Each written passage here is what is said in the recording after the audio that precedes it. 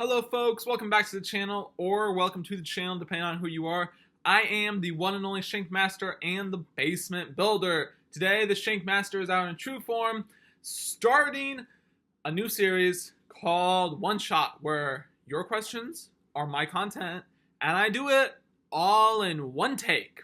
So this video will not be edited, this will go straight from the recording process to YouTube. No editing. Well, I may add like little music in at the end, depending on how things are doing. But there will be no cutting, no special effects, nothing. And the way that I do these videos is I answer questions given to you guys, written on comment sections, written on community posts, stuff like that. So a few updates. I was going to do a European Open tournament analysis video, but my footage corrupted 2 times, and I decided I don't really have time for that anymore. We're on to a new disc golf tournament already, so very sorry about that. Second, we're up to 25 subscribers at this point. Thank you all. This is so cool. 25. That's a pretty, we're getting there. It'd be really cool if we could reach 50. I'm trying to catch up to my friends in the subscriber race, the Birdie Bros, trying to catch up to them. Now, it would be nice for me to say go subscribe to them, but I don't want you to subscribe to them. I want you to subscribe to me and tell your friends to subscribe to me. This is brutal honesty right here. This is something that you do not get from a lot of content creators. But please, please help me catch up. I really need to catch up. It's 3 versus 1, and the 1 is currently losing. But we're on our way up. So thank you so much. Second, what was I going to say second? If you like Lego, please tell me if you like the Lego stuff or the disc golf stuff more. Also, I created a poll in my community posts on whether or not you liked challenge play disc golf more or just normal disc golf play more. So please go complete that poll, and judging on the results of that poll, I'll create another poll. In general, just keep a look at the community posts. I do post on the community tab a few times. Just keep an eye on it. So here we go into our one-shot questions. The first question comes from Tyler Brand on my community post announcing this, and his question is, what is your opinion on the new PGA timeout rule? So for context, for your non-disc golf non-disc golf like people that just do it and watch it for fun, the PGA is the Professional Disc Golf Association. It helps the DGPT, Disc Golf Pro Tour, in creating the series events known as the Disc Golf Pro Tour, where you will see your pros play and do stuff like that, kind of like a golf tour. So in disc golf, you have a total of 30 seconds per throw to prep your throw, do a couple of run-ups, a couple of swing-throughs before you have to go. If you do not complete within that 30 seconds, your card members, normally a card is 4 players. In some circumstances, it's 3, depending on the number of players per tournament, but 4 players.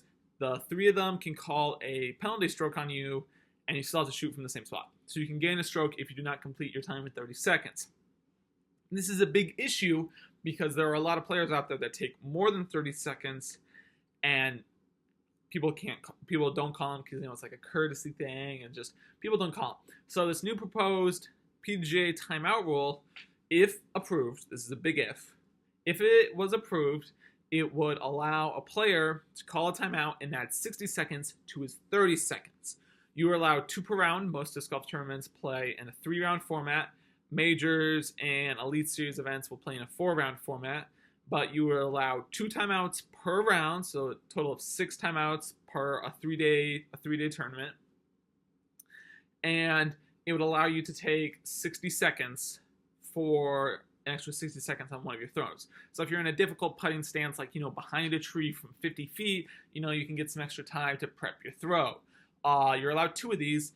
A second thing is you're allowed to stack timeouts, which means you could take a 60-second timeout and then take another one right after that to make sure you have everything set up. So now that the rule is explained, what are my thoughts on it? I think that this is not a good move for disc golf. Already, people are taking way too long to putt and to throw. There's people out there that'll take over 2 minutes, 30 seconds, sometimes 2 minutes, to just throw a 40-foot putt. I mean, I am a not very good putter. and I can get mine done in 15 seconds, and still I'm about 50-60%. Now, I do get that they are putting for money. Like, this could be the stroke that changes the tournament. But still, you gotta be quick. People don't want to sit out there and watch you just take forever going, No, we don't want that. We want action. We want people to keep moving. We want to keep the tournament moving. We honestly want the players to be rested and ready to go. So no, I do not think that the PGA timeout rule is a very good idea. That is my opinion on it. The second question from Tobias is, have you ever hole in one a hole or ace a hole? Actually, I have, and I can I will try to get the picture in of me doing it. I guess I will be editing it, throwing in stuff. I won't be cutting it. But I can put the picture in of me doing it. I did it a couple weeks ago of the making of this video at Carol Marty, hole 1, Iowa Games format. And it was a forehand, a simple right hole. If you watch my video, the most convoluted category, it was that hole about 20 minutes after I threw that shot. So go check out that video. Go check out the most convoluted category. Pretty good video right there. I think it's pretty good, but I'm biased. But yes, I have holed in one a hole, and it was my first ace ever. And yeah, pretty happy about that. I do have a course in my backyard, which I've aced a couple of times, but I don't really count those as true aces because, it's short holes, not like an actual hole.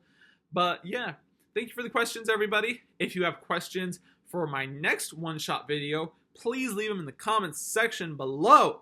I love reading your comments. I respond to most of them, actually. And I respond to them myself. I do all of my work myself.